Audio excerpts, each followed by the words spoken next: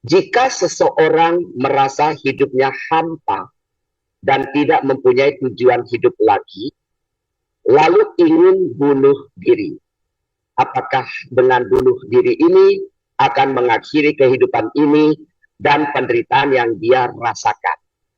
Apakah sesudah meninggal dia akan mengalami penderitaan yang sama? Wah, ini nanti bagaimana jawaban untuk menghibur agar orang ini tidak jadi bunuh diri? Silakan nanti.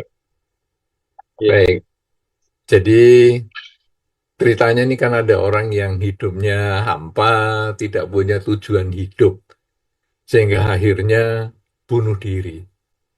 Memang orang bunuh diri itu karena tidak punya tujuan hidup. Jadi, untuk mengatasinya sebetulnya dia harus merumuskan dulu tujuan hidup. Itu sama dengan kalau kita keluar dari rumah ya. Keluar dari rumah, kemudian katakanlah naik kendaraan apa saja atau jalan kaki juga boleh. Kemudian kita nggak punya tujuan, kita hanya males saja di rumah. Jadi saya pokoknya keluar rumah lah, jalan-jalan kayak mana. Itu betul-betul perjalanan yang membosankan. Karena kita tidak punya tujuan hidup, tidak punya tujuan kemana saya keluar rumah ini, maunya kemana. Tetapi kalau saya punya tujuan, misalnya saya dari Jakarta mau ke Balirejo misalnya, walaupun saya jalan kaki, walaupun saya naik sepeda motor, walaupun saya naik mobil, naik pesawat yang sangat-sangat prosedurnya mungkin ruwet sekali, saya tetap akan jalani. Kenapa? Karena saya ada tujuan. Justru kalau saya tidak punya tujuan, timbullah kebosanan. Bagi orang-orang yang mau bunuh diri itu, sebetulnya yang pertama dia harus mengingat dulu tujuan hidupnya dia apa. Ya saya nggak punya hidup, saya hampa. Nah ini justru dia harus bangkitkan dulu, rumuskan dulu. Misalnya, apakah tujuan saya?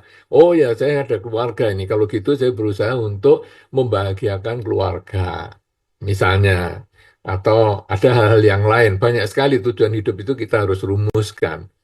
Tetapi sekarang kejadiannya adalah seperti di pertanyaan, yaitu apakah bunuh diri ini dapat mengakhiri kehidupan? Oh iya, kalau bunuh diri memang mengakhiri kehidupan kalau berhasil ya.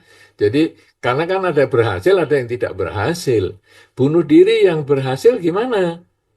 Ya misalnya ada kereta jalan, kemudian menabrakkan diri ke kereta, mati. Ah, itu bunuh diri yang berhasil.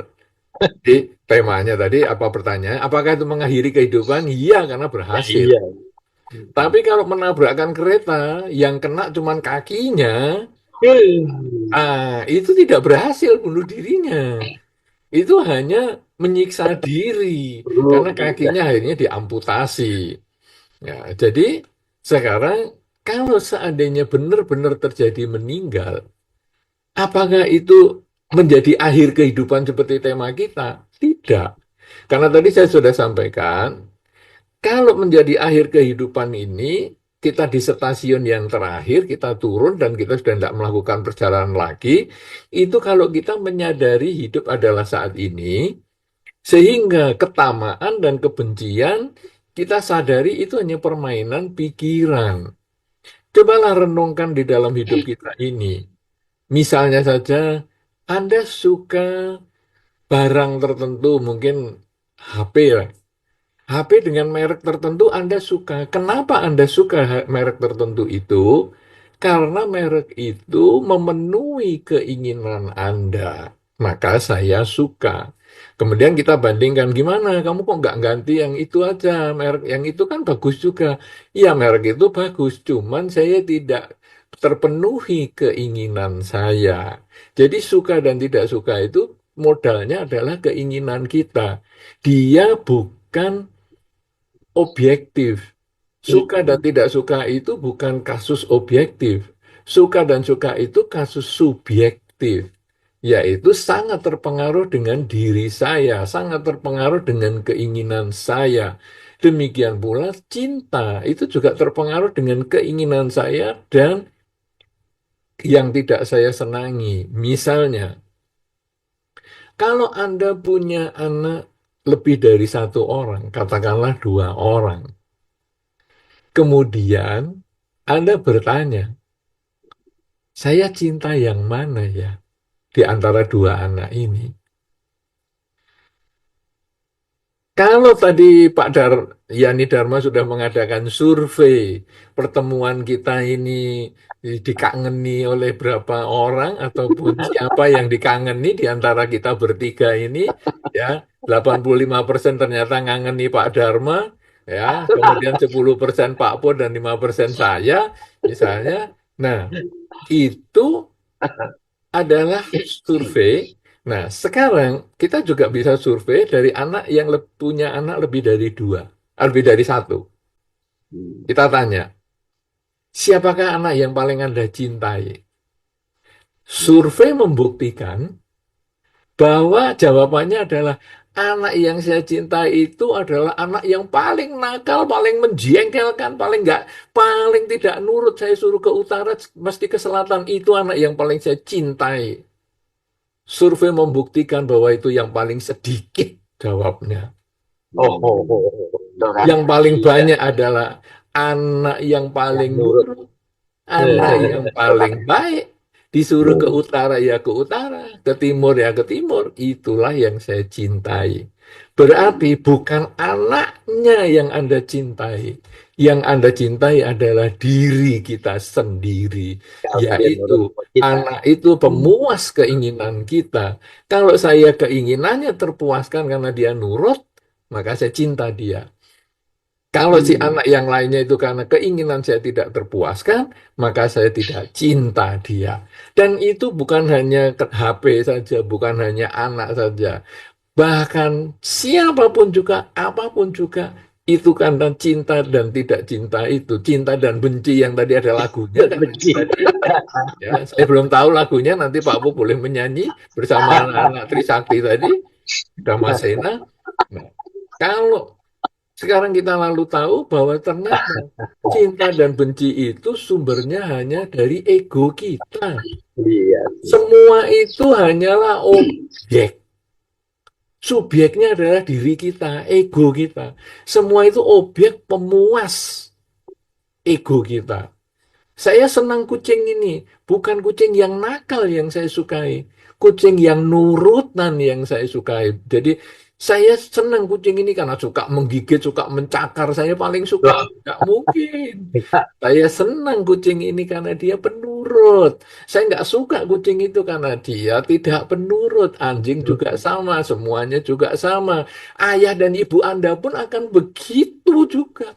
Saya senang ayah saya karena ayah saya itu kalau saya misalnya nakal itu dia mukul saya pakai sapu sampai patah. Saya senang sekali ayah saya. Kalau mama saya nggak suka karena dia terlalu baik sama saya. Itu hampir hampir tidak mungkin terjadi di dalam kehidupan kita itu ya.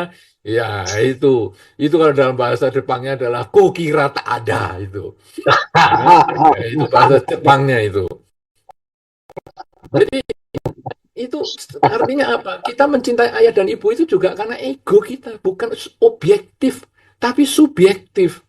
Nah, sekarang kalau orang itu bunuh diri kemudian akhirnya meninggal, maka dia memang dia membenci kehidupan ini. Dia tidak suka dengan kehidupan ini. Kenapa kehidupan ini tidak memuaskan keinginan dia? Tapi ingat, cinta dan benci itu mencari. Tadi dalam contoh sudah saya kasih, kalau saya cinta dengan anak, misalnya begitu pulang rumah, maka yang saya cari adalah anak. Ya. Kalau saya benci dengan kecoa, maka ketika pulang rumah yang saya cari adalah kecoa.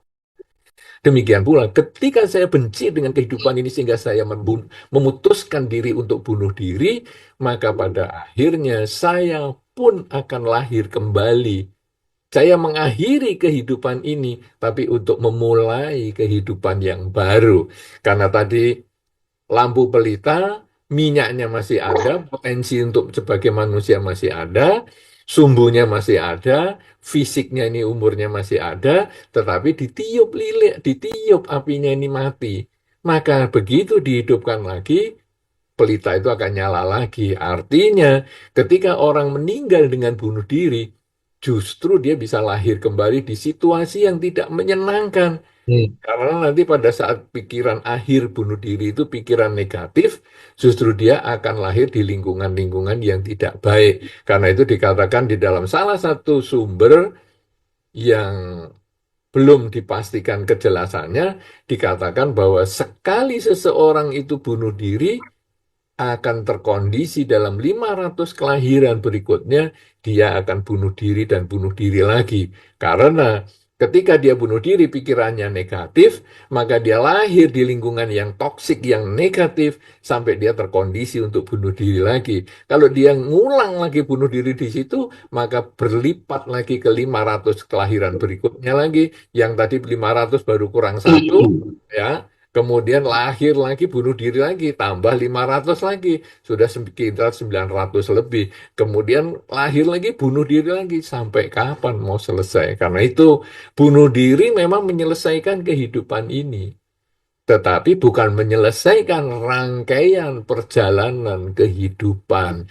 Itu sama dengan Anda hanya naik kereta api, kemudian di stasiun, Anda turun sebentar karena berhenti, Anda turun sebentar, mungkin untuk beli permen, itu di luar itu ada yang jualan permen atau jualan apa tertentu, atau Anda kebutuhan tertentu, atau Anda menemui teman Anda, kemudian naik lagi karena keretanya sudah mau berangkat. Jadi bunuh diri hanya turun sementara untuk melanjutkan perjalanan yang mungkin masih panjang di dalam kehidupan kita. Demikian. Silakan Pak Bo. Namun Bante nanti menjelaskan di Dhammapada ayat 182, sungguh sulit kehidupan manusia, sungguh sulit terakhir sebagai manusia, sungguh sulit untuk mendengarkan Dharma, sungguh sulit untuk bisa menjadi seorang Buddha. Jadi jangan sia-siakan. Artinya isi dengan baik. Ya, begini ya. Jadi ada yang bunuh diri. Ini supaya kasusnya saya tarik agak panjang dan lebar sedikit. Ya. Jadi ada yang kita mau bunuh diri, seperti tadi saya sepakat dengan Pak Yani ya, yang sampaikan bahwa ketika muncul setitik keinginan untuk bunuh diri, sebaiknya segera kita sadari dan tidak diulang pikiran itu agar tidak menjadi perbuatan. Karena ada kemungkinan titik itu muncul karena di kehidupan yang sebelumnya kita sudah melakukannya. Dan kalau ini kita sudah kelahiran yang ke-500 bunuh diri terus, berarti kita sudah habis sejarahnya ya di kehidupan ini. Kalau kita tahan, tapi kita kemudian melakukan lagi. Nah, jadi kita sudah maunya habis, nambah lagi 500 lagi kan nggak habis-habis. Ya, nah tapi kalau kita sudah tahu Dhamma, kemudian kita sadari baik-baik, maka kita berhenti di kehidupan ini dan tidak melakukan lagi. Itu betul. Nah, kemudian saya perluas sedikit, yaitu keinginan untuk membunuh orang. Loh, maksudnya apa ini membunuh orang? Itu kelihatannya simpel ya. Enggak mungkin lah saya enggak mungkin membunuh orang. Lihat dulu nenek dan kakek Anda yang sudah tua, ayah dan ibu Anda yang mungkin sudah sakit-sakitan. Muncul nanti satu ketika keinginan, atau anak juga yang sudah sakit-sakitan, atau pasangan hidup yang sudah sakit-sakitan belasan tahun, stroke dan sebagainya. Bante, tolong Bante didoain biar mama saya jalannya lancar. Itu niat pembunuhan loh. Jangan bangga. Dan Anda yang dibantu doa kemudian mengatakan, wah orang ini setelah saya doain 3 kali langsung berangkat. Saya dicintai Giam Loong. Salah. Kita tidak boleh melakukan itu karena itu adalah pikiran negatif. Karena saya membacakan doa untuk membunuh orang. Mengharapkan kematian. Di dalam Dhamma dikatakan jangan karena marah dan benci mengharap orang lain celaka. Kematian itu adalah bentuk celaka.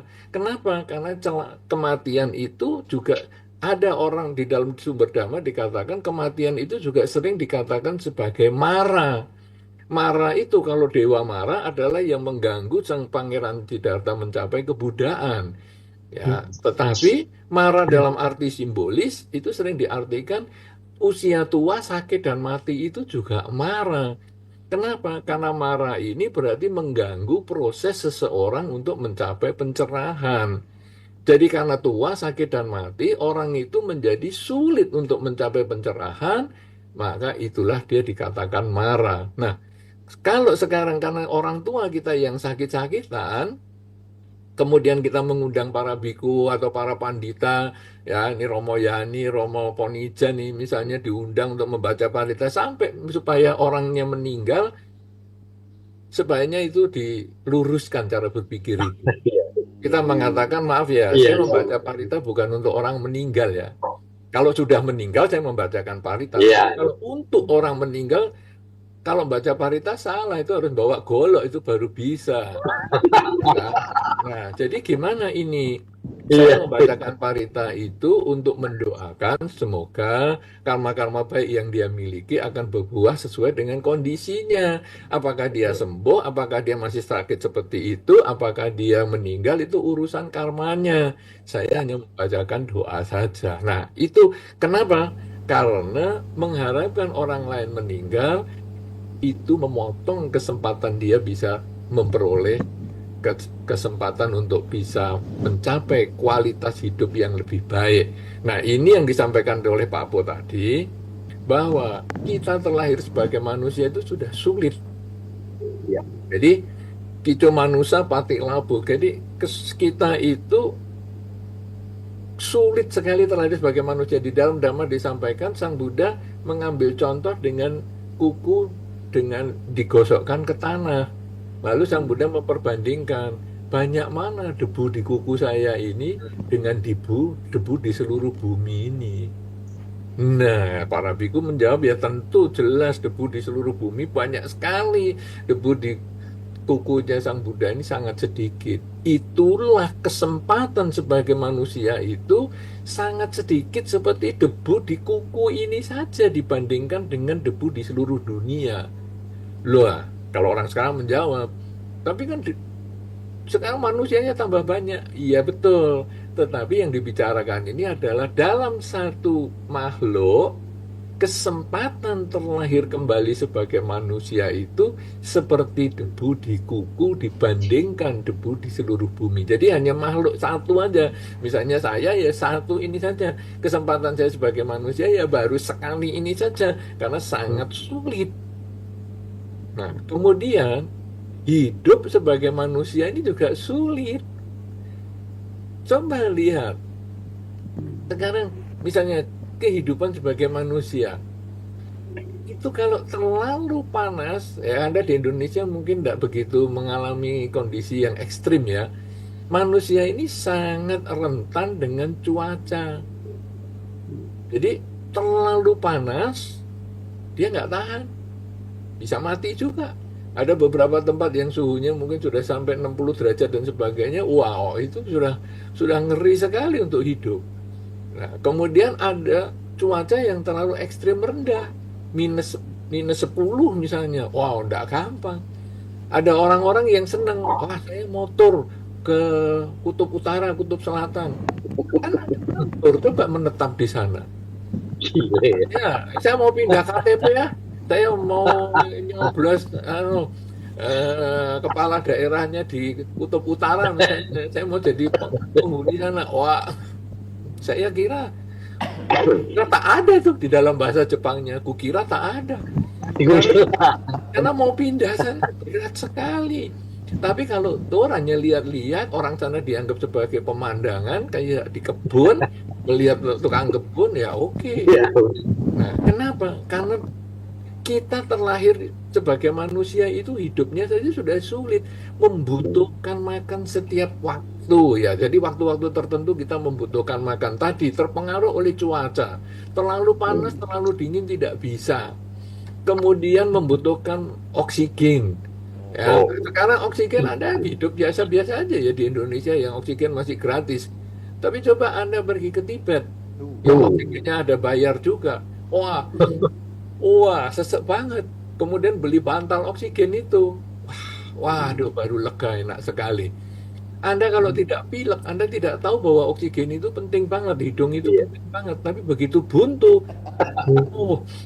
wah, ternyata nggak bisa napas, ini berat. Nah, kita membutuhkan oksigen. Ya, sehingga begitu kita ditutup hidungnya saja bisa mati kita.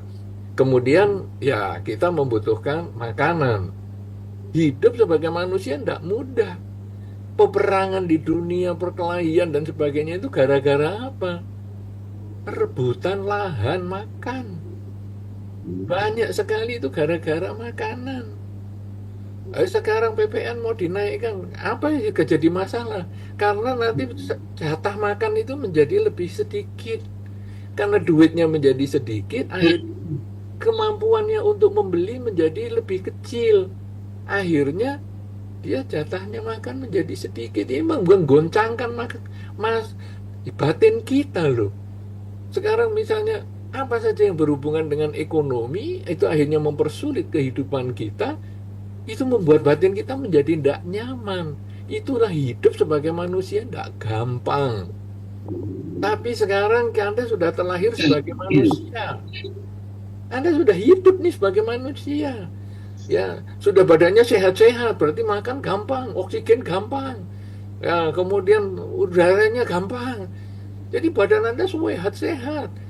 Ya, Pak Apu saya lihat gagah perkasa.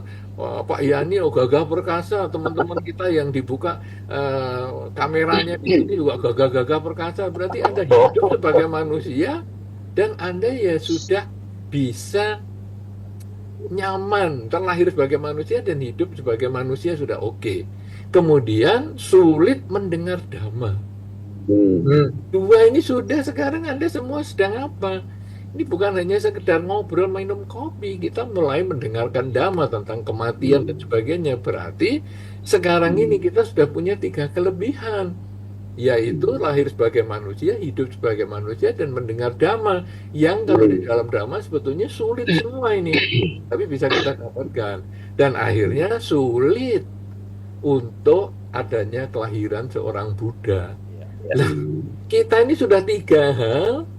Kemudian kelahiran Buddha itu di zaman kita masih ada ini loh, bukan di zaman yang akan datang. Jadi kita ini semua mengenal Buddha Dhamma dari Sang Buddha yang lahir 3.000-an tahun yang lalu, dan kita tahu itu masih bisa ditelusuri jejak sejarahnya. Bisa bayangkan orang-orang yang lahir 5.000 tahun yang lalu tidak ketemu ajaran Buddha sama sekali. Nah, jadi kalau kita bisa menemukan 4 hal yang sulit ini dan kita sudah jalani, ini berarti kesempatan kita untuk meningkatkan kualitas diri sampai kita berakhir di stasiun yang terakhir dan kita turun dan tidak melakukan perjalanan lagi karena kita mencapai kesucian. Maka kita berarti memanfaatkan 4 kelebihan yang kita sudah miliki. Lahir sebagai manusia, hidup sebagai manusia, mendengar dhamma, dan lahir di zaman seorang Buddha. Itu kalau kita bisa memanfaatkan itu, maka kehidupan ini menjadi tidak sia-sia dan menjadi kehidupan yang terakhir. Tetapi kalau kita bunuh diri ataupun mengkondisikan orang lain mati, maka sebetulnya kita mengganggu mereka dengan kesulitan mereka yang sudah ada, sudah mereka lewati. Mereka sudah lahir sebagai manusia, hidup sebagai manusia, mendengar dhamma dan di zaman ajaran Buddha, tapi kemudian dia bunuh diri, berarti menyia-nyiakan. Ya, kalau kita lahir lagi sebagai manusia lagi, di dalam rangkaian kelahiran kita mungkin hanya sekali ini kita lahir sebagai manusia. Nanti kita lahir di alam-alam yang menderita, kemudian lahir lagi di zaman tidak ada Buddha dan lain sebagainya. Kesulitan makin datang. Hidup kita makin menderita, makin turun. Jadi semakin sering kita terlahirkan kembali, semakin menurun kualitas kita. Tapi kalau saat ini, mumpung kita masih terlahir sebagai manusia yang mengenal dhamma dan hidup sebagai manusia, dan di zaman ajaran Buddha masih ada, mari kita manfaatkan semaksimal mungkin, mengembangkan kesadaran setiap saat, menyadari bahwa cinta dan benci sebetulnya hanya permainan pikiran. Kalau gitu sekarang pikiran kita kendalikan, hidup pada saat ini, maka hasilnya adalah kita benar-benar memanfaatkan kehidupan saat ini dengan sebaik-baiknya. Sehingga kalau nanti lahir lagi ya tetap sebagai manusia kita bisa meningkatkan kualitas diri yang lebih baik. Tapi kalau kita tidak terlahir sebagai manusia, kita sudah menyelesaikan kehidupan ini, tidak terlahirkan kembali, maka kita tidak menyia-nyiakan kehidupan ini, dan kita tidak menyia-nyiakan orang tua yang sudah melahirkan kita. Karena badan kita bisa terlahir sebagai manusia, ini juga jasanya orang tua.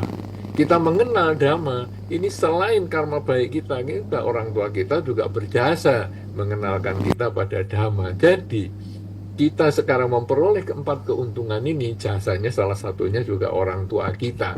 Marilah kita tidak menyia-nyiakan mereka yang sudah mengandung, melahirkan kita, membesarkan kita, mendidik kita, dengan mengembangkan kualitas diri agar apa yang kita capai, kualitas batin yang baik, akan mengkondisikan mereka dimanapun mereka berada, akan selalu berbahagia karena tidak sia-sia melahirkan kita sebagai anaknya. Demikian, Pak Bo, ini sudah terjawab apa belum apa yang Pak Bo tanyakan? Baik, nanti saya teruskan, pertanyaan sudah banyak ya. Ada satu pertanyaan yang relate dari kertas sebelum kita ke pertanyaan ke Zoom nanti ya. Dan di YouTube Anda boleh mengirimkan pertanyaan Anda. Panitia akan menyeleksi pertanyaan Anda supaya bagus gitu ya untuk kami bacakan. Bante, ada pertanyaan kedua nih Bante. Saya Adriana. Pertanyaannya, ada pasien di ICU yang pakai alat bantu hidup seperti pernapasan dan lain-lain. Lalu dokter menyatakan bahwa tidak lagi ada harapan dan menyarankan untuk mencabut alat-alat bantu itu ya kepada anak-anak pasien. Begitu ya. Anak-anak setuju. Ya, apakah ini membuat karma buruk? Nah, itu tadi disampaikan ya. Kemudian lanjutannya Bante, jika kita berpesan kepada anak-anak, ini berarti orang tua, kalau terjadi sesuatu jangan dipakaikan alat-alat bantu, biarkan meninggal sewajarnya, walaupun mungkin masih bisa memperpanjang usia beberapa saat. Apakah ini termasuk bunuh diri? Nah, ini Bante, pertanyaan begini banyak Bante ya. Nah, silakan Bante. Iya. Iya, memang ada ini dilema yang cukup memusingkan ya. Jadi ada anggota keluarga kita yang kemudian sakit, membutuhkan alat bantu kehidupan, baik itu pernafasan dan lain sebagainya, yang pada saatnya mungkin sudah tidak tertolong dan harus dilepas. Saya sudah mengalami dan menemukan beberapa kondisi yang seperti ini, memang pada saat pelepasan itu betul-betul mengerikan. Suasananya sangat-sangat mencekram sekali. Ada yang orang tua melepaskan untuk anaknya karena anaknya sudah koma sekian lama, kemudian digunakan alat bantu sampai punggungnya ini sudah menghitam, sudah sedikit membusuk, sehingga harus dicabut. Dan itu ketika orang tuanya berpamitan untuk mencabut itu, saya melihat sendiri juga air mata anak itu bisa keluar juga. Sebetulnya kalau keluar air mata kan sepertinya juga masih ada kehidupan, tapi mungkin sudah sangat kecil sekali, tetapi itu ada. Kemudian ada juga istri yang melepaskan untuk suaminya juga, itu juga keluar air mata. Jadi pada waktu mereka melakukan kata-kata akhir pamitan ya. Jadi Papa ini karena kondisinya sudah gini-gini, kami sangat luar biasa terpaksa untuk melepaskan karena ini sarannya dokter dan sebagainya, maka kami harus lepaskan. Wah, itu suasana yang sangat-sangat tidak nyaman untuk kita ikut di dalam suasana itu. Tetapi bagaimanapun juga ya saya harus berusaha menguatkan diri, tapi sebetulnya sangat-sangat mengerikan. Nah, ini bagaimana ya? Apakah ada karma buruknya? Biasanya begini, tahap yang pertama, kita menyarankan untuk kamu memberikan bantuan yang terbaik dulu kepada pasien, semaksimal mungkin. Jadi biasanya dokter mengatakan, seminggu, disewa, itu sewa alat itu, seminggu. Kemudian nanti kalau seminggu nggak ada hasilnya gimana? Perpanjang lagi kalau bisa semaksimal mungkin. Sampai akhirnya dokternya mengatakan, sudahlah, ini memang harus sudah waktunya untuk dilepas. Tapi dokternya sendiri nggak mau ngelepas loh. Dia hanya mengatakan ya ini waktunya dilepas. Tapi ya yang lepas keluarga. Waduh, kan kadang kita, ya tolong dokter lah yang melepas. Oh enggak, dokternya silahkan keluarga.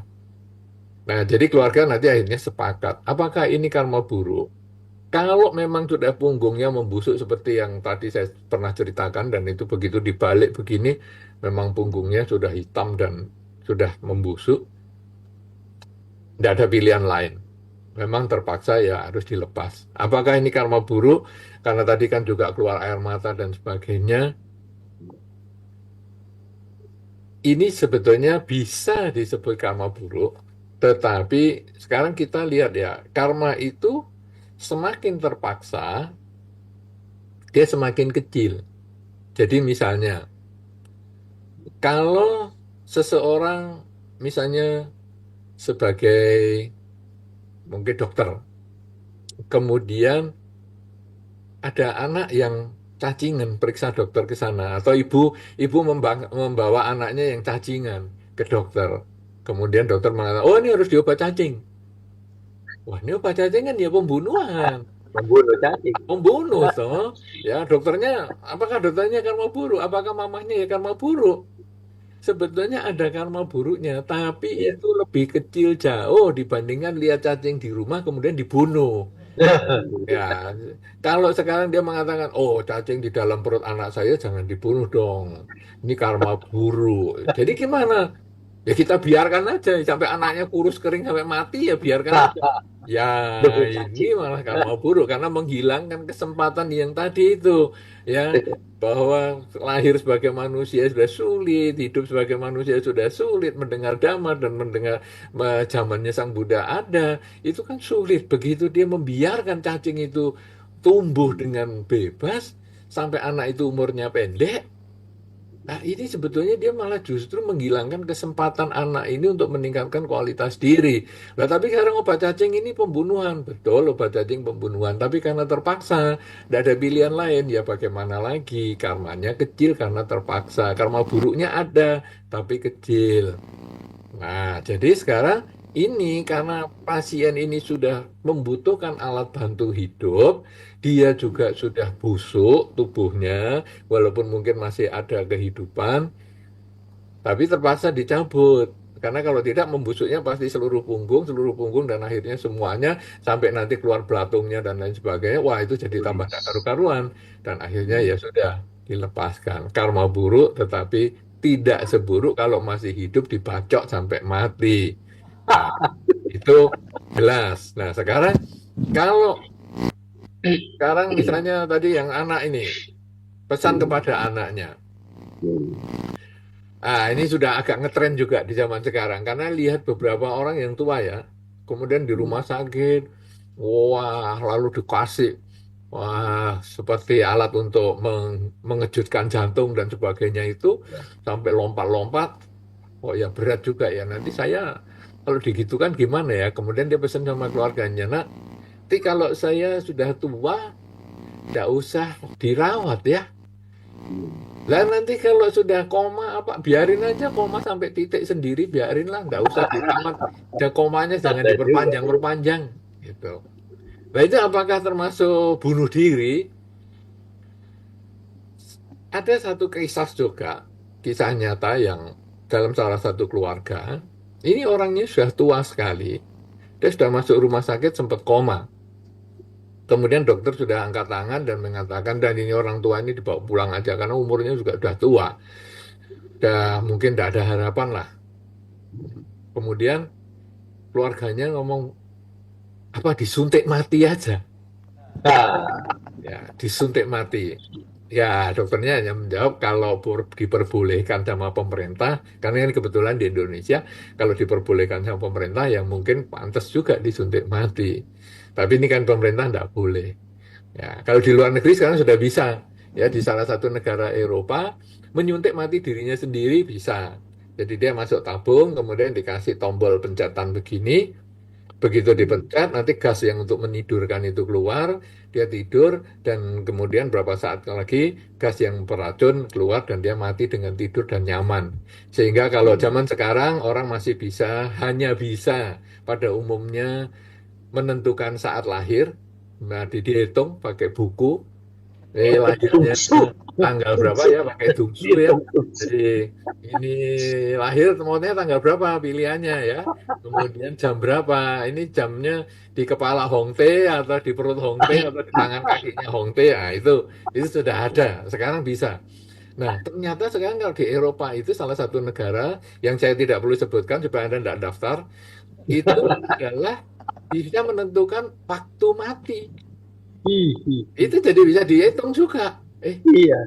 Saya mau matinya anu aja pas ini tahun baru 1 Januari, supaya nanti kalau saya mati diperingati oleh seluruh dunia, ada pesta-pesta kembang api. Nah, jadi 1 Januari jam berapa? Ya jam 00 lah. Bisa. Di setel timernya kita sendiri, kemudian masuk ke tabung itu, kapsul, kayak kapsul gas gitu. Kemudian sudah jam 00, keluar gini gasnya. Tidur, matinya tuh tidur. Jadi tidak pakai kejang-kejang, tidak tidur terus mati.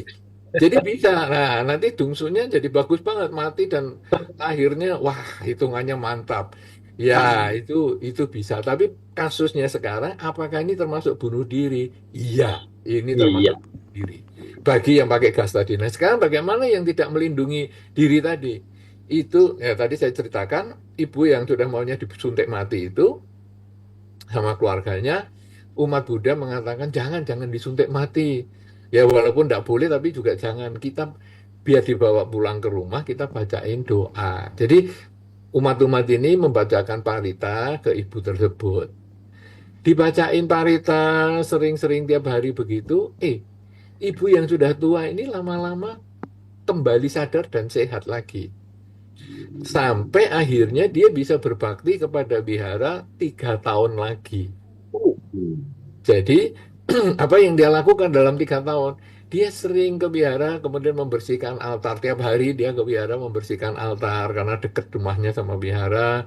Kemudian kalau ada biku datang, kemudian dia mempersembahkan dana makan dan lain sebagainya sampai 3 tahun. Dan begitu 3 tahun sudah selesai ya dia meninggal. Nah kemudian saya sampaikan, coba nih keluarganya lihat. Kalau kamu dulu sungguh-sungguh ada peraturan boleh menyuntik mati dan kamu menyuntik mati keluargamu itu, emakmu itu, maka dia kehilangan kesempatan berbuat baik selama 3 tahun. Tapi karena kita semua ini tidak diperbolehkan menyuntik mati, baik secara hukum dan lain-lain, dan kita kemudian membacakan parita sampai orang tua ini menjadi lebih sehat, bisa berbakti kepada wihara, maka dia punya kesempatan lebih baik, berbuat baik 3 tahun lagi. Dan itu sangat bermanfaat untuk kehidupan dia yang selanjutnya. Karena itu, kita kepada anak, kalau memang sakit, berilah pesan untuk tetap dibantu semampu yang bisa dilakukan. Jadi, bukan kemudian tidak boleh dibantu, seperti salah satu mantan Perdana Menteri di luar negeri yang mengatakan, aku kalau sudah sakit jangan dibantu apa-apa, karena nanti ya, toh endingnya kan cuma memperpanjang penderitaan, ya biarlah mati ya mati segera. Ya, tidak seperti itu juga, tapi sebaiknya kita tetap merawat harta keluarga kita, karena badan ini termasuk harta ya. Kalau di dalam Dhamma dikatakan, salah satu cara kita menjaga kekayaan kita adalah barang rusak diperbaiki, barang hilang dicari. Nah, tubuh kita kalau rusak, sebetulnya kita harus perbaiki, yaitu berobat. Ya, kemudian kita sudah akhir kehidupan, ini sudah umurnya sekian tingginya, umurnya sudah tua, tapi tetap kita sakit dan sebagainya, ya kita tetap berobat semaksimal mungkin. Jadi, pesanlah kepada keluarga untuk merawat semaksimal mungkin. Tapi kalau sudah koma dan lain sebagainya, ya rawatlah semampunya. Ya, jangan punya niat, biarkan aja, abaikan aja, nanti kan mati-mati sendiri, nggak perlu dikasih oksigen juga, kalau perlu ya dikasih CO2 saja, biar mati. Ya, saya kira tidak seperti itu, karena itu termasuk bunuh diri dan menyia-nyiakan kelahiran kita sebagai manusia. Begitu, ini 2 pertanyaan mungkin sudah terjawab, Pak Po. Bante, ada pertanyaan dari Edward Huang dari YouTube. Apakah bakat atau passion dan karakter seseorang akan tetap terbawa atau hilang pada kehidupan mendatang setelah mengalami kematian pada kehidupan ini? Ya, silakan Bante. Baik. Kalau kita lihat kenyataannya ya, jadi bakat, passion, dan karakter ini sering-sering terjadi, bakat apalagi ya, itu kan bawaan dari kehidupan yang sebelumnya. Jadi kita nggak berbicara yang akan datang dulu, toh kita berbicara yang sebelumnya. Agak unik ya kalau ada orang tahu-tahu bisa, misalnya komposisi musik, misalnya umur 5 tahun seperti Mozart itu. Dari mana bisanya seperti ini? Nah, kalau di dalam pengertian Dhamma, orang-orang yang berbakat seperti itu atau yang jenius seperti itu, besar kemungkinan itu terbawa dari kehidupan yang sebelumnya. Jadi, di kehidupan yang sebelumnya dia sudah pandai musik, kemudian meninggal dengan kemampuan bakat. Kemudian, kalau kita lalu ingat riwayat Sang Buddha, pada saat beliau sebelum mencapai kesucian, menjelang Waisak, beliau itu bisa ingat kehidupan-kehidupan yang sebelumnya. Ribuan kehidupan yang sebelumnya beliau bisa ingat, sehingga beliau bisa menyimpulkan bahwa kelahiran kembali itu disebabkan oleh keinginan. Jadi, kalau tadi yang ditanya, bakat, passion, karakter, apakah ini terbawa ke kehidupan mendatang? Bukan hanya itu yang terbawa, tetapi banyak sekali yang terbawa dari kehidupan-kehidupan sebelumnya sampai ke yang akan datang. Bahkan ada, kalau kita lihat tadi riwayat Sang Buddha, seluruh keingatan dari kehidupan sebelumnya itu bisa terbawa.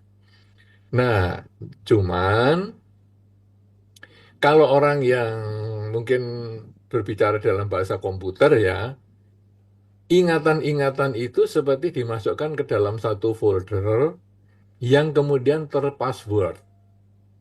Sehingga dalam kehidupan yang sekarang, ingatan-ingatan itu ada, tetapi sulit dibaca karena terinskripsi. Jadi ada passwordnya, tidak bisa terbuka.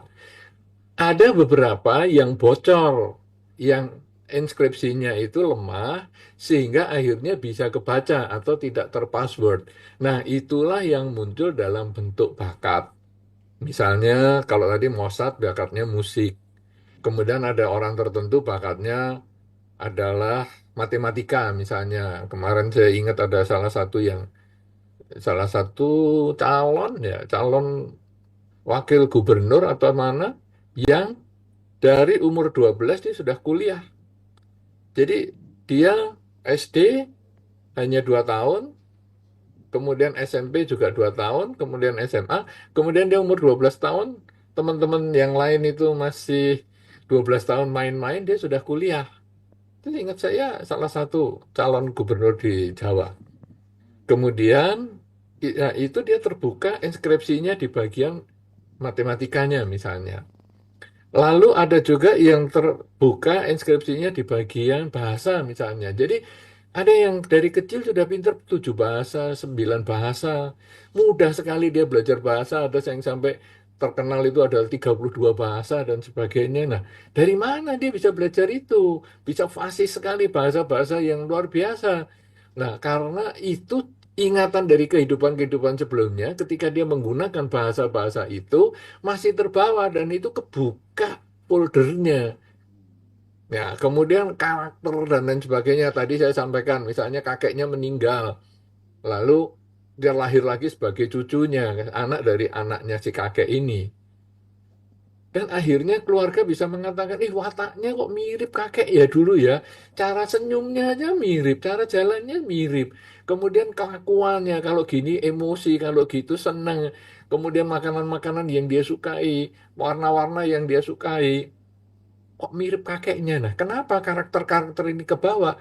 Karena dari kehidupan yang sebelumnya. Jadi, kalau dari kehidupan sebelumnya folder-folder itu terinskripsi itu bisa kebawa di kehidupan ini, tentu juga akan bisa kebawa ke kehidupan-kehidupan yang selanjutnya. Karena itu, di dalam kehidupan yang sekarang ini, yang kita tidak usah mikir yang lalu ataupun yang akan datang, sekarang kita mikir, saat ini saya sudah terlahir sebagai manusia, hidup sebagai manusia, mengenal Dhamma, dan juga praktek Dhamma dari ajaran Sang Buddha, maka marilah kita isi hal ini yang terbaik yang kita mampu kerjakan.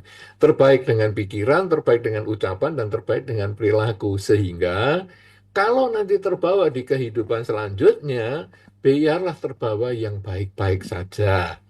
Kalaupun tidak ada kehidupan selanjutnya, karena saya sudah tidak mau pusing ada atau tidak, ya, nah kalau gitu tetap di kehidupan ini saya akan memberikan manfaat karena saya berbuat baik dengan pikiran, ucapan, dan perilaku.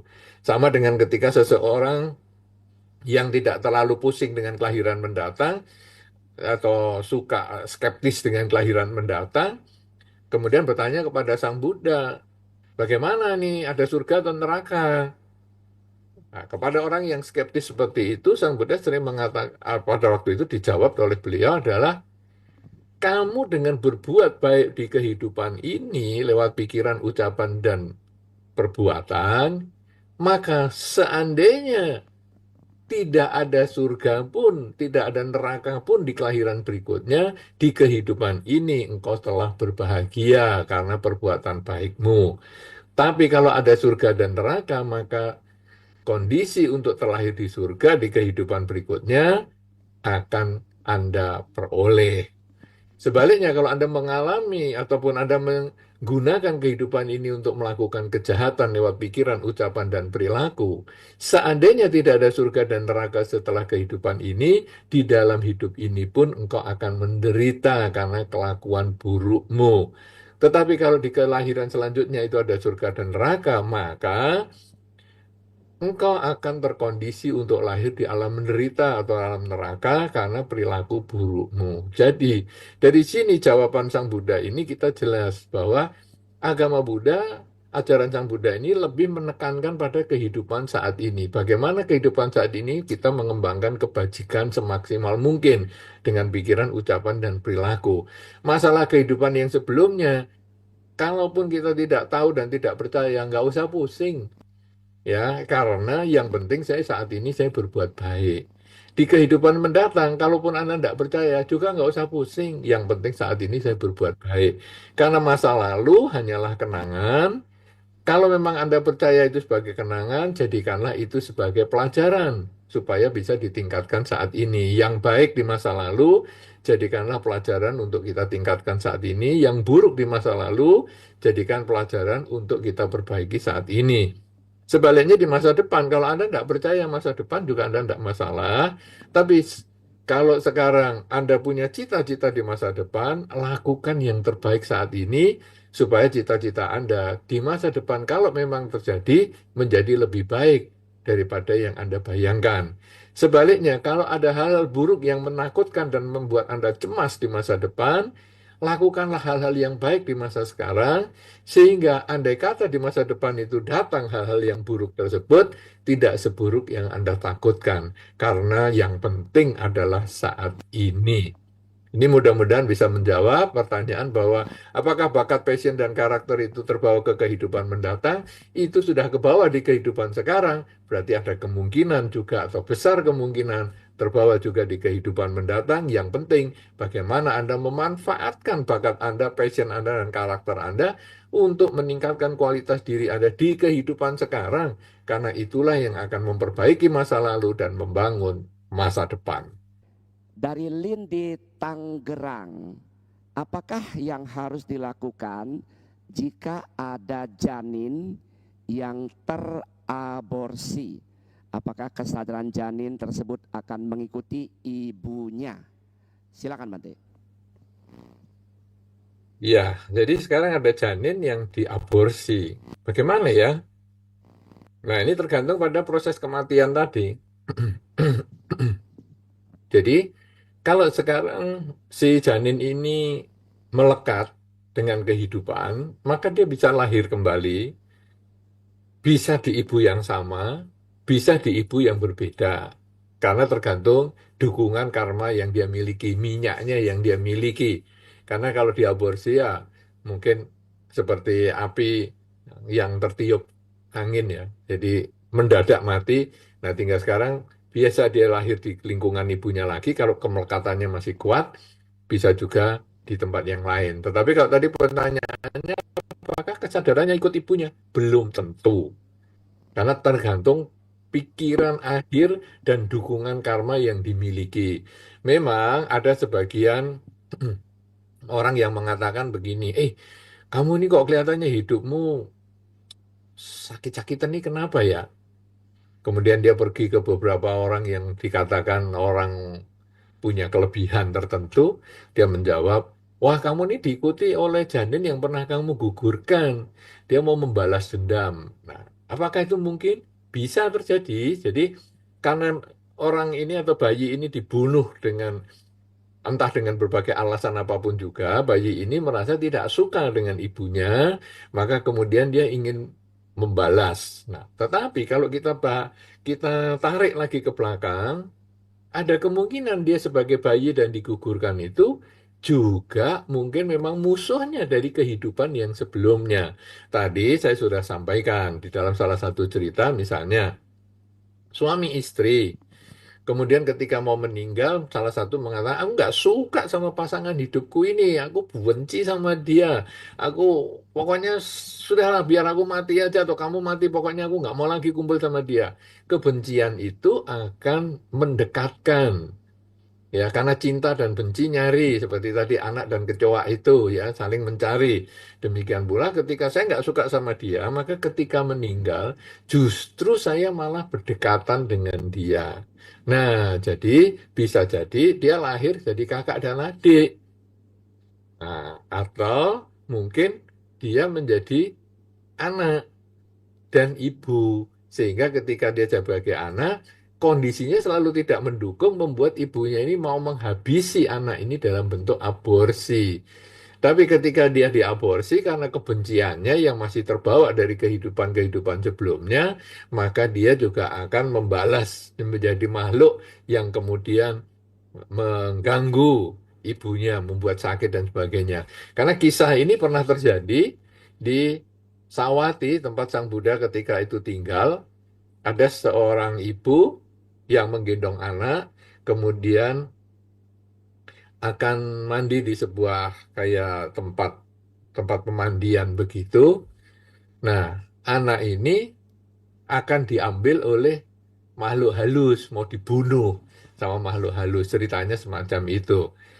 Nah, kemudian ibu ini tahu bahwa bayinya mau diambil, sehingga bayinya ini kemudian dibawa oleh ibunya, diambil lagi dan dibawa lari, dikejar oleh makhluk tersebut.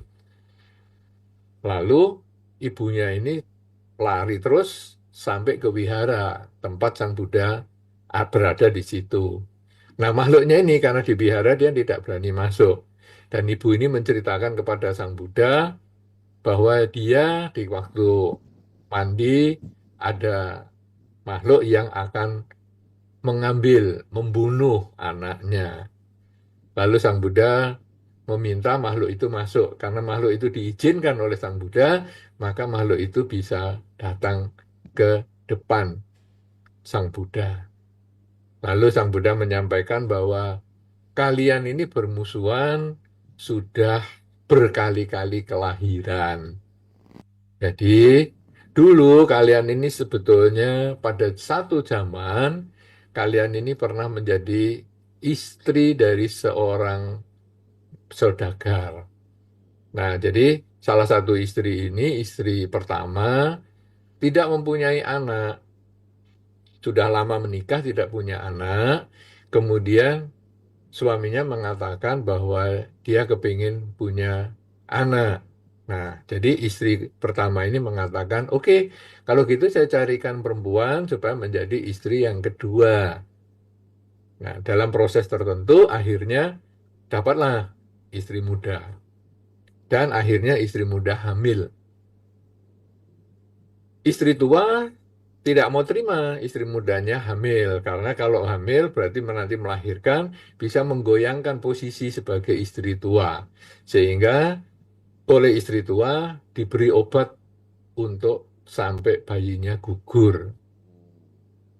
Nah, pertama, istri muda ini tidak menyadari bahwa itu adalah kerjaan dari istri tua, kegugurannya. Jadi dia ya santai aja, dia pikir proses alam, kemudian tidak lama setelah gugur, dia hamil lagi.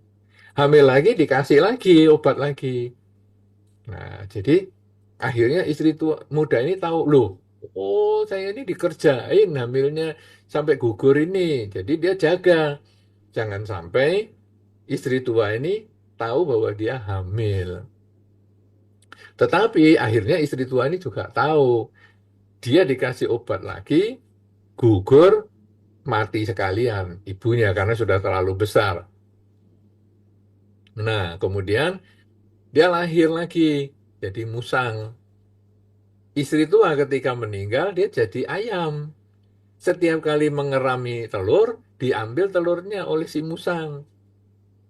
Jadi akhirnya ayam ini kehilangan anaknya. Lalu akhirnya si musang mati, lahirlah jadi kijang. Si ayam mati, jadilah harimau. Jadi setiap kali kijangnya punya anak, dimakan harimau.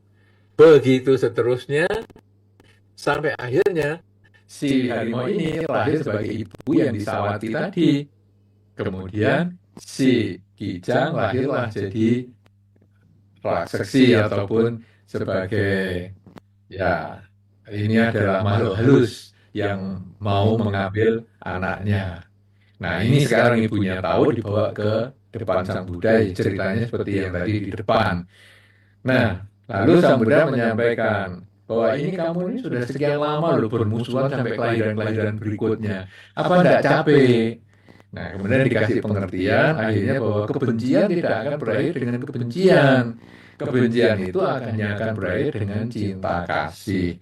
Dan akhirnya kedua belah pihak ini memahami, lalu yakini atau ini yakini bukan makanan Jepang ya. Yakini ini adalah yaksa yang ataupun makhluk halus wanita itu kemudian mengatakan, ya saya sekarang mengerti ini sampai dia menangis dan apakah saya boleh menggendong anak bayi ini.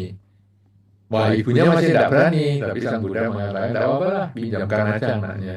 Dan akhirnya digendong dan akhirnya mereka menjadi teman. Nah, itu mungkin nanti Pak Po bisa menceritakan itu, ataupun memetikkan ayatnya atau mengutip ayatnya tentang kebencian tidak akan pernah berakhir dengan kebencian, dan hanya berakhir dengan cinta kasih. Karena ini kisah terjadinya syair tersebut. Artinya apa? Ya, bisa saja aborsi itu ikut dengan ibunya, bisa juga tidak ikut dengan ibunya, karena semua itu tergantung kondisi yang mendukung. Tapi yang jelas, kebencian tidak akan pernah berakhir dengan kebencian. Karena itu kalau Anda sekarang memiliki orang-orang yang Anda tidak sukai, atau benda-benda ataupun makhluk-makhluk yang tidak Anda sukai, mulai sekarang Anda netralisir pikiran Anda. Karena semakin Anda tidak suka, semakin Anda akan sering ketemu. Kenapa? Karena ini sebetulnya karena Anda mencari. Jadi Anda kan kadang mengatakan, saya heran ya, saya itu nggak suka anjing. Kenapa ya setiap kali ketemu teman kok mesti pas yang punya anjing? Ya karena Anda mencari. Ya, kalau Anda tidak mencari, Anda juga tidak menyadari bahwa teman Anda punya anjing atau tidak. Nah, demikian pula dengan kehidupan ini. Kalau Anda ada hal yang tidak Anda sukai, sebaiknya Anda maafkan. Karena sekali Anda masih membawa ketidaksukaan dan kebencian itu sampai kelahiran berikutnya, malah semakin dekat Anda harus ketemu dia karena untuk menyelesaikan ikatan karma yang Anda miliki. Karena itu kadang-kadang Anda kalau di tempat yang ramai, entah di wihara, di mall, di mana saja, di perayaan-perayaan, di Borobudur, di Pitaka Centing misalnya, Anda ketemu orang yang belum Anda kenal. Coba tanya diri Anda. Kadang-kadang Anda bisa muncul rasa tidak suka.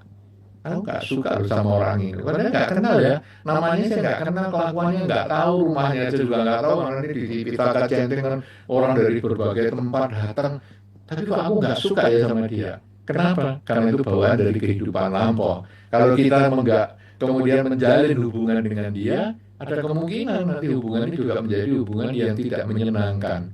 Sebaliknya, kadang-kadang di tempat yang ramai seperti itu, asada, agung, dan sebagainya, kemudian Anda ketemu orang yang tidak Anda kenal, lihat dari jauh saja Anda merasa senang.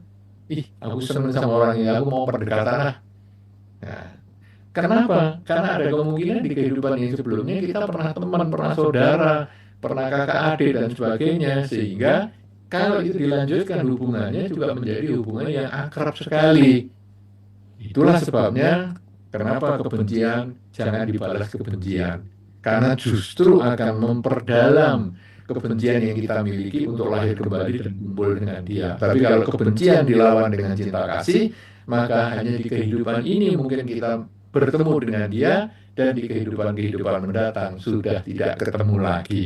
Ya, karena itu tiap kali muncul yang tidak disukai, entah itu pasangan hidup, teman, orang tua, dan sebagainya, ucapkan dalam batin, semoga semua makhluk bahagia, semoga semua makhluk bahagia, jangan dipelihara kebencian, agar tidak muncul lagi di kelahiran berikutnya. Demikian, silakan Pak Po. Oke, berikutnya Bante ada pertanyaan dari Heman.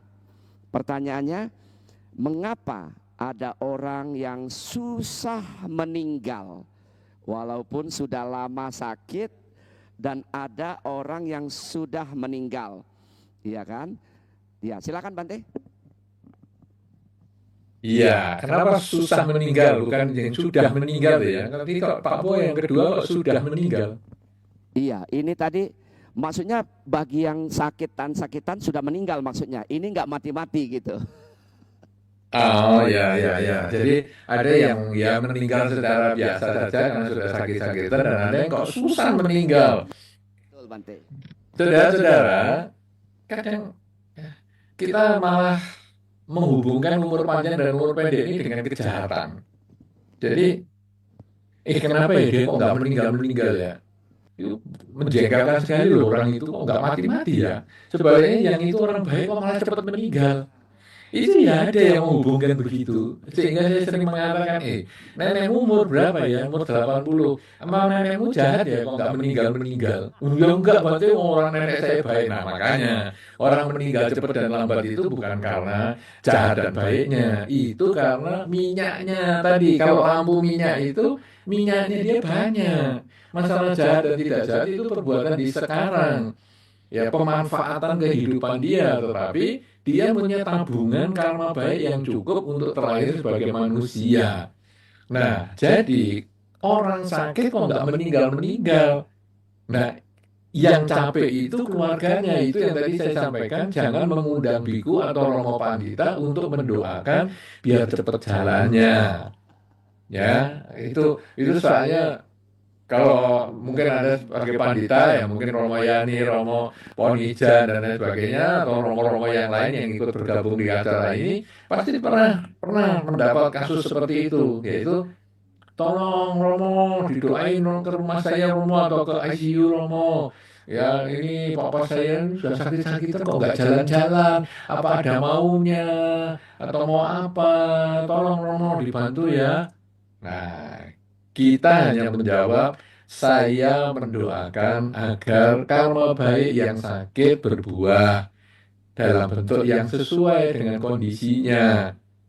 Saya tidak bisa mempercepat kehidupan seseorang, biar cepat sakit atau cepat mati atau cepat sehat. Saya hanya bisa mendoakan karma baiknya dia sendiri. Nah, kenapa demikian? Kita kadang keluarganya itu yang merasa kasihan loh, tiap hari dicoblosi jarum itu, waduh, sampai tangannya sudah kurus kering sekali, sampai infus saja tidak bisa masuk loh, di tangannya sampai ke kakinya, sampai kemana, supaya bisa kelihatan ototnya atau uratnya yang besar dan lain sebagainya. Nah, yang kadang yang disebut kasihan itu adalah si orang lain, atau mungkin dia, aduh sebetulnya aku nggak tahan bayar rumah sakitnya. Atau kadang-kadang ada kapan itu saya juga ketemu dengan keluarga yang dari luar negeri datang di ICU orang tuanya, kemudian keluarganya ini ngomong terus, ini kapan ya meninggal ya? Ini saya ini kan cuti. Aduh, ini saya sudah siapkan baju putih segala, ini kalau caranya seminggu masih begini terus ya kita harus pulang dulu, kerja dulu. Jadi gimana? Kita lalu melihat orang yang sudah koma itu bisa keluar air mata loh dengan begitu. Karena dia mungkin mendengar anak-anaknya, aduh anak-anak ini apa loh? Ya, saya kan ada jalannya sendiri, tiap orang punya jalannya sendiri. Kenapa mereka nggak sabaran? Ya, kalau sudah gitu ya nggak usah datang aja. Nah, jadi sekarang kenapa mereka sulit meninggal atau ya kok tidak meninggal dengan cepat? Karena memang tampungan karma pendukung dia untuk terlahir sebagai manusia masih ada minyaknya, masih cukup dukungan karmanya. Nanti kalau sudah karmanya habis, ya seperti yang tadi pernyataan yang kedua, sakit sebentar terus meninggal. Ada yang malah tidak sakit, cuman pusing-pusing kepala, kemudian mau istirahat, tahu-tahu berangkat meninggal. Bisa. Kenapa? Karena kondisinya sudah mencukupi. Jadi dari percontohan tadi tentang pelita itu, lampu pelita, maka kita akan menyadari bahwa kenapa ada orang berat meninggal? Karena minyaknya banyak. Kenapa orang cepat meninggal? Karena subuhnya habis. Umurnya makanya jadi pendek. Kenapa? Kok umurnya tua, kok pas sakit juga pas sebentar sakit kepala misalnya pagi dan akhirnya siang meninggal? Ya karena minyak dan subuhnya pas habis. Kenapa kok dia bisa mati kecelakaan padahal baik-baik di rumah ketabrak truk, rumahnya sampai akhirnya rumahnya ambruk dan dia mati? Ya dia karena minyak yang ketiup angin. Dengan melihat seperti itu, akhirnya kita bisa menjawab pertanyaan-pertanyaan yang senada seperti yang ditanyakan itu. Mengapa ada orang yang susah meninggal pada sakitnya lama? Karena minyaknya masih banyak, dukungan karma baiknya masih banyak. Karena itu, kita sebagai keluarganya hanya bisa mendoakan, mengkondisikan dia berbahagia sesuai dengan karma yang dia miliki. Demikian Pak Po, silakan lanjut. Baik, terima kasih. Ya, karenanya banyaklah menabung kebajikan dari sekarang ya, biar minyaknya banyak, sumbunya panjang ya, Koyani ya. Oke, baik. Kita ke pertanyaan dari YouTube atau Zoom ya. Iya, ini ada pertanyaan dari Wicaksana dari Zoom, Bante. Iya. Ada yang bilang kelahiran paling bagus adalah di alam manusia. Tapi di pembabaran Cakapawatana Sutta hanya satu orang Bante Kondanya yang mencapai sotapannya. Sebaliknya 18 juta makhluk Brahma Dewa Dewi mencapai kesucian. Jadi kalau begitu, bukankah artinya alam dewa lebih kondusif untuk melatih, untuk mengakhiri kelahiran, kematian berulang di samsara? Bagaimana Bante penjelasannya? Silakan Bante. Baik, kalau dari sumber-sumber dhamma disampaikan bahwa kelahiran manusia sebagai manusia ini yang paling mantap, paling bagus. Karena kelahiran sebagai manusia ini umur tidak panjang, kemudian melihat hidup yang tidak kekal itu lebih jelas. Kita tentu ingat, ajaran dhamma itu melihat hidup yang tidak kekal. Intinya sebetulnya menerima kehidupan yang tidak kekal sebagaimana adanya. Pangeran Siddhartha meninggalkan istana kenapa? Karena beliau melihat Tuhan sakit dan mati. Jadi beliau lihat, loh, kok ada ya tua sakit dan mati? Wah, apa aku ini dengan harta kekayaanku seperti ini bisa tua sakit dan mati? Dengan kekuasaan saya sebagai pangeran apa bisa tua sakit dan mati? Wah, bisa semua itu. Oke, kalau gitu seandainya saya tidak punya apa-apa, apakah bisa tua sakit dan mati? Dengan meninggalkan semua harta istana dan keluarga, apakah bisa tua sakit dan mati? Ternyata tetap. Nah, kemudian ketika Pangeran Siddhartha ini berlatih meditasi dan seterusnya, akhirnya beliau menyadari bahwa tua sakit dan mati itu adalah proses dalam kehidupan yang kita harus menerima dia sebagaimana adanya. Pencapaian kesucian adalah kemampuan ketika seseorang bisa menerima proses ketidakkekalan itu sebagaimana adanya. Nah, jadi kalau di alam selain manusia, umurnya panjang. Ya, panjang kebahagiaan, alam surga ataupun alam Dewa Brahma, panjang penderitaan, alam neraka dan lain sebagainya. Kalau di alam manusia itu umurnya pendek, sehingga suka duka. Ini gampang sekali dilihat, gampang cepat tua, dan lain sebagainya, sakit dan lain sebagainya. Di alam dewa tidak ada sakit, sehingga kalau kemudian mau meninggal ya nggak ada tanda-tanda apa-apa, atau ya sudah nggak ada gitu aja. Nah, sedangkan di alam manusia ada yang sakit seperti yang tadi diceritakan sebelumnya, sudah sakit, kemudian lama, tidak meninggal-meninggal. Nah, sehingga membuat kita sudah pelajaran, wis, aku nggak mau kalau sampai sakit lama gini, gimana caranya ya? Wah, kalau gitu aku harus memperbanyak kebajikan nih, berbuat baik dengan pikiran, ucapan, dan perilaku. Nah, jadi sebetulnya nomor satu, kelahiran di alam manusia itu sangat bermanfaat karena dia umurnya pendek, sehingga mempermudah melihat ketidakkekalan. Yang kedua, di alam manusia itu ada tiratana, Buddha, Dhamma, dan Sangha. Kenapa tidak ada Buddha lahir di alam dewa? Kalau tadi Anda mengatakan bahwa di alam Brahma mencapai kesucian kan lebih banyak daripada di alam manusia. Tapi kenapa tidak ada Buddha lahir di alam Brahma? Ya, karena justru di alam manusia ini ya, dengan umur yang pendek, perubahan itu kelihatan jelas, itulah muncul Buddha. Semua Buddha lahir di alam manusia. Tidak pernah ada yang di alam dewa sekalipun tidak ada Buddha lahir di situ, bahkan mencapai kebuddhaan tidak ada. Kemudian di alam manusia itu tadi saya sebut ada tiratana. Berarti kan ada Buddha, ada ajarannya, dan ada Sangha. Jadi itu adalah di alam manusia. Kemudian di alam manusia, ya, jadi kita lalu melihat kesempatan untuk mencapai kesucian menjadi lebih besar. Ya, jadi kelihatannya sekarang di waktu Dhammacakkappawatthana Sutta cuma satu orang. Tetapi kita lalu lihat ajaran Dhamma sampai hari ini 3000 tahun masih ada bertahan. Ya, nah jadi umur manusia itu pendek, ketidakkekalannya lebih jelas. Di alam manusia ada Buddha, Dhamma, dan Sangha. Dan inilah yang menjadi sebab kenapa lahir di alam manusia paling bagus. Walaupun sulit untuk terlahir karena membutuhkan karma baik yang besar. Kenapa karma baiknya butuh besar? Karena kalau lahir di alam manusia, potensi mencapai kesucian menjadi akhir kehidupan itu besar. Makanya jangan kita melakukan bunuh diri ataupun membunuh binatang ataupun membunuh manusia lain. Karena kita berarti menghancurkan potensi untuk mencapai kesucian. Ya, mudah-mudahan ini menjadi jelas bagi si penanya. Terima kasih, silakan Pak Po, lanjut berikutnya. Pertanyaan dari Zoom. Bagaimana bisa hidup tetap bahagia dengan kondisi sakit-sakitan dan bisa menerima kematian dengan tenang dan ikhlas? Silakan Bante. Iya, gimana ya?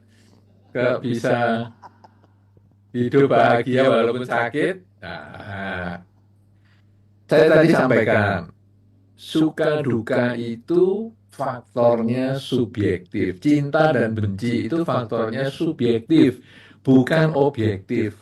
Bukan sakitnya yang membuat orang menderita. Cara berpikir, sikap mental kita menghadapi sakit, itu yang membuat kita menderita atau bahagia. Loh, sakit masa bisa bahagia? Bisa. Satu contoh, ketika orang sekolah, kemudian masa-masa sekolah itu ya, kemudian sakit. Aduh, hari ini sakit, nggak bisa sekolah nih. Kebetulan hari ini soalnya ada ulangan. Jadi saya kalau sakit gini kan tidak ikut sekolah, karena tidak ikut sekolah nanti ya tidak ulangan. Kalau tidak ulangan, saya ikut remedinya. Remedi kan saya sudah tahu kira-kira soalnya gimana, karena guru itu biasanya kalau ngasih soal kurang lebih sama, hanya angkanya diganti-ganti. Oh, ternyata sakit itu membawa berkah juga. Ada juga yang orang mengatakan, kamu, ini saya pernah tengok ya di rumah sakit, bagaimana sakit gini. Ini bapak ini sudah tua, dia sakit patah kakinya. Karena jatuh, patah kaki, kemudian kakinya digantung di rumah sakit begitu. Ditemani sama istrinya yang agak ya meriah lah. Nah, kemudian saya tanya, gimana? Nyaman enggak sakit? Wah, ya, enak Bante. Enak gimana? Di sini saya bisa nonton bola Bante. Jadi di rumah sakit itu ada televisinya agak besar, kemudian dia bisa nonton bola. Liga Eropa katanya. Kalau di rumah saya malah sulit. Jadi ternyata sakit itu juga membawa hikmah juga. Ya, kemudian ini ditemani istri, senang sekali juga, ini istri perhatian sekali. Ini kalau saya nggak sakit, istri malah sibuk kerja terus loh Bante. Sekarang karena sakit dia itu jadi malah ngerawat saya, ya, dalam bahasa Jawanya ngopeni. Jadi ngopeni itu betul-betul ada satu melayani dengan baik sekali, ya. Dan itu bagi dia adalah satu kebahagiaan. Jadi sakit itu secara objektif netral. Sikap kita menghadapi sakit itu yang tidak netral. Bagi yang sedang membutuhkan sakit, itu sakit itu menyenangkan seperti yang tadi misalnya, aduh aku nggak kepingin sekolah karena hari ini aku nggak siap ulangan. Sakit itu menyenangkan. Bagi yang membutuhkan kesehatan, sakit itu tidak menyenangkan. Jadi sangat-sangat subjektif.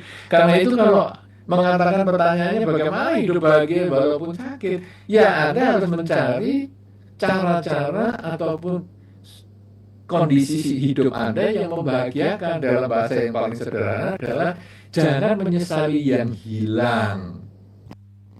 Syukurilah yang masih Anda miliki. Yang hilang apa? Kesehatan. Jangan disesali kesehatannya yang hilang karena sakit itu. Syukurilah apa? Keluarga Anda yang penuh perhatian. Jadi, ya untung ya, walaupun aku sakit tapi keluargaku penuh perhatian. Walaupun aku sakit tapi aku masih punya duit untuk berobat. Ya, beberapa teman ini sakit sampai nggak punya duit, aku masih punya duit untuk berobat. Beberapa teman ini sakit ditinggal keluarganya, nggak mau pusing sama dia. Masih untung aku sakit masih ada yang merawat saya. Jadi syukurilah yang Anda miliki, jangan menyesali yang Anda hilang, yang sudah hilang dari Anda. Maka hidup Anda akan berbahagia. Dan mati pun nanti Anda akan tetap ikhlas dan tenang. Menghadapi kematian pun juga sama. Kematian itu juga netral. Buktinya banyak orang juga mengharap kematiannya cepat. Itu tadi sampai bunuh diri. Padahal jibita anyata marana nyata. Hidup tidak pasti, kematian itu pasti. Kematian itu pasti. Sudah tahu kematiannya pasti, dia itu nggak percaya kalau kematian itu pasti datang. Dia menjemput kematian. Dia mau lebih cepat matinya. Dengan namanya bunuh diri loh. Ditunggu aja mati sendiri loh. Lah ngapain pakai bunuh diri? Nah, kenapa? Karena dia tidak bisa melihat bahwa dia masih memiliki faktor-faktor yang membuat dia beruntung. Jadi ketika kematian itu datang supaya tetap ikhlas gimana? Untung saya sudah melakukan banyak hal di dalam kehidupan ini, sehingga ketika kematian datang, saya sudah siap. Nah, kalau Anda barusan menyakiti orang tua, menyakiti pasangan hidup, menyakiti anak, menyakiti keluarga, dan yang lain-lain, kematian datang, Anda stres. Siapa yang bikin stres? Anda sendiri. Kenapa? Karena kelakuan Anda sendiri yang mau menyakiti sana-sini. Tapi ketika Anda sudah memaafkan pasangan hidup, memaafkan anak, memaafkan orang tua, memaafkan teman, memaafkan siapapun juga, Anda selalu mengembangkan cinta kasih, maka ketika kematian datang, Anda itu tenang, ikhlas, rela, karena Anda telah melakukan tugas-tugas dan kewajiban Anda semasa hidup dengan maksimal. Jadi, bukan hidupnya walaupun sakit tetap tenang dan bahagia, bukan. Pola pikir Anda mensyukuri yang masih Anda miliki, tidak menyesali yang sudah hilang. Bukan kematian yang menyebabkan Anda ikhlas nggak ikhlas, tapi adalah pikiran Anda untuk bersyukur tentang apa yang sudah Anda kerjakan. Itulah yang membuat Anda siap menghadapi kematian. Karena itu tidak ada alasan untuk selalu kita mengisi hidup kita dengan berbuat baik dan terus berbuat baik dengan pikiran, ucapan, dan perilaku. Karena ketika umur kita panjang, kita masih banyak kesempatan melakukan kebaikan. Ketika hari ini kita meninggal, hari ini pun kita bisa menerima dengan ikhlas dan rela, karena kita sudah melakukan yang terbaik selama hidup ini. Demikian, terima kasih Pak Bo. Oke, kita ke pertanyaan berikutnya ya. Nah, dari Zoom. Oke, dari Erlinda. Papa saya pernah berpesan agar tidak dibawa ke rumah sakit. Suatu hari beliau muntah-muntah dan pingsan. Saya berdiskusi dengan dokter, kemudian dibawa ke rumah sakit, tapi ternyata meninggal. Pertanyaannya, apakah saya telah lalai karena tidak menuruti pesan papa dan menyebabkan papa saya meninggal? Iya, menarik nih ya. Silakan Bante. Iya, konsep-konsep begini ini muncul ya, sering terjadi dan seolah-olah kayak bener ya, dulu dia pesennya jangan dibawa ke rumah sakit. Tapi begitu dibawa ke rumah sakit kok meninggal. Kita harus tanya balik, kalau nggak dibawa ke rumah sakit apa terus nggak meninggal? Kan sebetulnya kan meninggal itu kan manusia hidup. Dan sebetulnya sebagai anak Anda sudah benar tuh ketika orang tuanya sakit dan Anda tidak bisa menangani karena muntah-muntah dan lain sebagainya yang mungkin perlu penanganan khusus karena usianya dan sebagainya. Anda betul sudah diajak ke rumah sakit ayahnya. Nah, ketika ayah sampai di rumah sakit pingsan dan sebagainya, lalu meninggal. Itu bukan salah ayah Anda, bukan salah Anda, bukan salah rumah sakit. Memang waktunya kehidupannya sudah cukup. Ya, ada kemungkinan itu seperti minyaknya sudah habis. Ya, usianya sudah cukup sehingga akhirnya ya meninggallah dia. Karena itu Anda malah tidak salah kalau Anda tidak membawa ke rumah sakit ayah Anda. Kemudian ayah Anda meninggal di rumah, mungkin orang yang mendengar cerita Anda justru akan menyalahkan Anda. Karena Anda dikatakan Anda tidak berusaha lebih maksimal untuk kesehatan orang tua Anda. Tetapi ketika, walaupun Anda dipeseni ayahnya untuk tidak dibawa ke rumah sakit, tapi Anda menggunakan kebijaksanaan Anda, sehingga, waduh ini papa kok sudah pingsan gini ya, oke, bawa ke rumah sakit. Anda menggunakan kebijaksanaan untuk mengatasi masalah ini. Dan ternyata dokter yang berkompeten saja, yang punya otoritas saja tidak mampu menangani.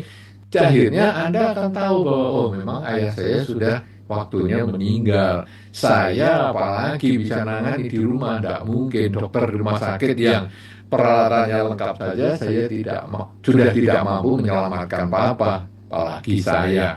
Nah, sehingga ketika orang-orang itu mendengar cerita Anda sudah berusaha, maka orang-orang tidak akan menyalahkan Anda. Tapi kalau Anda tidak membawa ke rumah sakit hanya dengan berpegangan pada pesan papahnya, maka besar kemungkinan Anda akan dihujat oleh orang-orang di sekitar Anda dengan mengatakan, kamu itu nurut kok nggak pakai mikir ya. Kamu seperti tidak punya kebijaksanaan, dan papahnya jelas begini. Apalagi kalau Anda bukan anak tunggal, lebih parah lagi. Karena di dunia ini paling gampang menyalahkan orang daripada memberikan solusi. Ya, jadi kalau menyalahkan orang ya, kamu sih tidak gini, kamu sih kurang cepat. Walaupun Anda sudah bawa ke rumah sakit pun, Anda kadang masih disalahkan juga sama orang-orang tertentu dengan mengatakan, kamu sih nggak rajin memeriksakan orang tua, kamu sih kurang cepat bawa, kamu sih. Nah, tapi Anda yakinlah bahwa Anda sudah melakukan yang terbaik. Dan memang orang tua sudah meninggal, ya kita mendoakan, melakukan pelimpahan jasa, ya semoga dengan kebajikan yang dilakukan, mendiang papa terlahir di alam bahagia. Ya, alam bahagia itu bisa manusia, bisa juga alam surga, bisa juga di alam-alam yang lain. Saya kira demikian, mudah-mudahan membuat kita menjadi lebih tenang ketika menghadapi kasus yang serupa. Jadi orang meninggal bukan karena dia sudah berpesan tidak boleh dibawa ke rumah sakit, tapi sebetulnya karena memang umurnya sudah selesai dan kebetulan justru bagus meninggal di rumah sakit karena banyak peralatan untuk melakukan semacam resusitasi dan lain sebagainya selama secara prosedur 15 menit pada saat setelah meninggal, dinyatakan meninggal, dia harus melakukan prosedur itu dan itu sudah dijalankan dan akan membuat orang menjadi lebih nyaman juga. Saya kira demikian, silahkan dilanjutkan pertanyaan berikut. Pertanyaan Nuryani Bante, karena saya sangat takut dengan kecoa. Wah, ini siapa yang takut dengan kecoa ini, anak-anak Damasena nih? Mana? Oh, ada di depan. Iya. Enggak usah di-spill orangnya ya. Jadi orang rumah akan berusaha mengusir kecoa, tapi kadang kalau terpaksa kecoanya akan mati. Nah, apakah bisa karma buruk ditanggung oleh saya, Bante? Silakan, Bante. Iya, sekarang si A ini takut kecoa. Kemudian orang di sekitarnya yang mengusir atau yang melakukan pembunuhan. Karma adalah niat. Jadi, kalau si penanya ini punya niat mengkondisikan, aku takut kecoa loh, awas ya kalau sampai saya ketemu kecoa di sini, wah, semua orang yang di rumah ini akan aku omelin. Nah, ini mengkondisikan.